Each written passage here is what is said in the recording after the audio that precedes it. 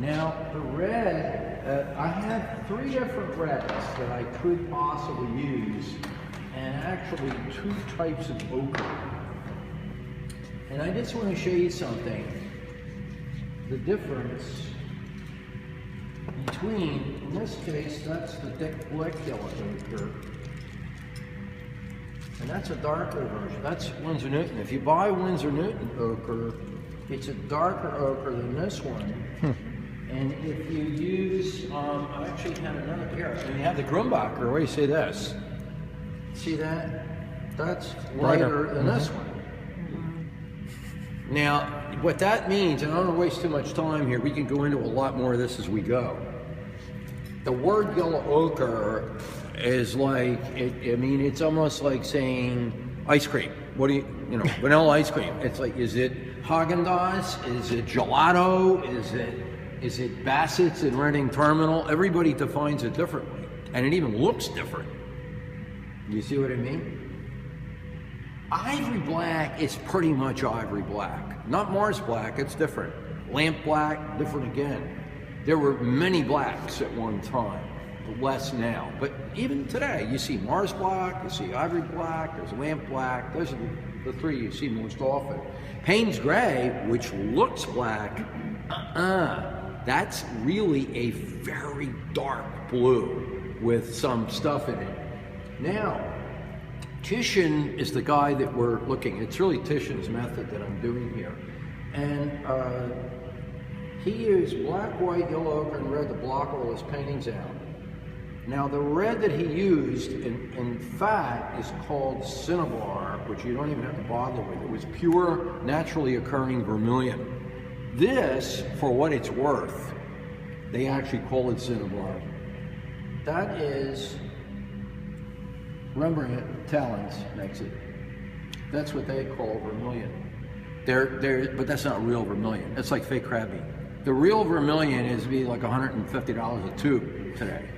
Just like the real ultramarine blue, $750 for 50 grams. Trust me, it's like a drug deal. Why? That's the one, because it's a precious stone. It came from Afghanistan. What we're all using is actually a synthetic version of ultramarine blue. There's nobody that I know using true ultramarine blue, but it does exist. You could buy it. Anyway, I just want to show you that this one looks like orange. Fluorescent. Almost fluorescent, yes, that's true. Titian used a variant of that, but he would then dirty it down with glazes and other things. In any case, I recommend Cad Red for your bright red. Cad Red Light is the one. Cad Red Light, that's like a good everyman bright red. You know what I'm saying? But, however, you could do a little cheating and put some Indian red out there. See this? Very different. Dark, earthy red, basically the color of a Conrail boxcar. That's railroad boxcar color is what it is. It's been around for tens of thousands of years. As a matter of fact, all of these colors have been around for tens of thousands. Not just thousands, but tens of thousands. And in other words, if a Neanderthal guy came in here, or at least a Cro-Magnon, and stumbled into the room, he'd say, oh yeah, we use that all the time. With spit and blow on the wall. That's what they did. Yeah. They use natural earth, which is yellow ochre-ish. They would use some kind of rusty red, iron oxide they pick up. Charcoal, just burnt wood. And you could draw with that. You can still do that today. I don't know what kind of white they were using, but they could have used all kinds of things. Maybe milk or whatever. In any case, these are the basic ones. Now, I'm going to go into this in much greater detail later. By the way, the white that I use is the real lead white. This is it. This is basic lead carbonate and nothing else, with a little, safflower oil. Could be linseed. At home, I use Williamsburg. I actually have a little over here, which is even more dense. But it's still lead white, not the fake stuff. However, if you don't have lead white, or you don't want to use it, you don't like the poisonous idea or whatever. Hasn't affected you much yet. Not yet. This, I just want to show you something. That's formaldehyde. titanium white. I use it every day. In fact, I use it most of the time. Permalba white is titanium. There's no lead in it. Of course, it's much more harmless. This has a little zinc oxide in it too. Also safflower oil. However, what you have to know, but only from an art history point of view, this has only been around since 1920, which really means almost all the famous artists that you ever read about, ever, were using lead white, including Vincent van Gogh, as late as that, in 1890. You know, I mean, nobody ever even saw any white that wasn't lead white. You know, except maybe, well, if they were like a fresco, of course, you're working then with plaster.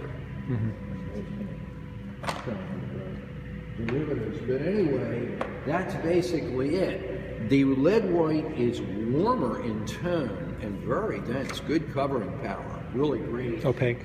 Oh yeah, in fact, you can get the greatest impasto. Here's the last of this tube, but I have more at home. And man, this thing is, woo, it is so dense that it's just unbelievable.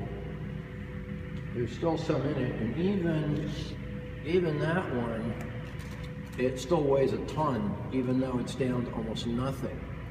You see, this has a little too much oil for my money, and this maybe doesn't have enough. But nonetheless, you'll notice they're slightly warmer in tone than this one. This is a cool. In fact, somebody once described titanium white as just a very pale blue. I don't know if I'd go that far, but it is most definitely cooler. But that's the white of Rembrandt. You're looking at it right there. That's exactly what he had. The only thing is he didn't have it in a tube. That didn't happen until 1840. Everything before that, you had to grind the stuff, and that's another reason why they all had assistants, gophers running around doing all the dirty work for the artists. Who had a question? Yeah. If you're using lead white, as long as you don't get it in your mouth and don't get it on your skin, especially on a cut, you're okay? Or are you in danger just from using it and inhaling something?